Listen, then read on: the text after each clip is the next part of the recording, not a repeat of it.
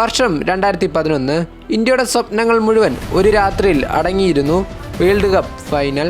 സ്റ്റേഡിയത്തിൻ്റെ സമ്മർദ്ദം, രാജ്യത്തിൻ്റെ സമ്മർദ്ദം, കളിക്കാരുടെ മനസ്സിൽ സമ്മർദ്ദം. എന്നാൽ ഒരാൾ മാത്രം സമാധാനമായിരുന്നു. താരത്തിൻ്റെ പേര് MS ധോണി. അതെ, ക്യാപ്റ്റൻ കൂൾ. ഗൗതം ഗംഭീർ ഔട്ടായപ്പോൾ ഇന്ത്യയുടെ ചുവടുകളിൽ ഒരു നിശബ്ദത. പക്ഷേ ധോണി മുന്നോട്ട് വന്നു. ഒരു വാക്ക് പോലുമില്ലാതെ തൻ്റെ ബാറ്റ് കയ്യിൽ പിടിച്ച് ശരീരം ശാന്തമായി, മനസ്സ് കൂടുതൽ ശാന്തമായി. ബൗളർമാരോട് അലറിപ്പറയുന്ന ഒരു ക്യാപ്റ്റനല്ല അദ്ദേഹം. കണ്ണിലെ ഒരു ചെറു സൂചന, ഹസ്തസൂചനകളിലൂടെ ഫീൽഡ് സെറ്റ് മാറ്റം, കുറച്ച് വാക്കുകൾ മാത്രം, ബാക്കിയെല്ലാം മനസ്സിൻ്റെ ശാന്തത. സമ്മർദ്ദമുയരുമ്പോൾ സാധാരണ മനുഷ്യർക്കുണ്ടാകുന്നത് പൾസ് കൂടും. പക്ഷേ ധോണിയുടെ കാര്യത്തിൽ ഹെഡ് ബീറ്റ് കുറയുകയാണ്. അതുതന്നെയാണ് താരത്തിനെ ക്യാപ്റ്റൻ കൂൾ എന്ന ലേബലിൽ എത്തിച്ചത്. ആ അവസാന നിമിഷത്തിൽ നൂവന കുലശേഖര പന്തെറിഞ്ഞപ്പോൾ ധോണി മുന്നോട്ട് വന്ന് കണ്ണ് ചിമ്മാതെ ഒരു സിക്സ്.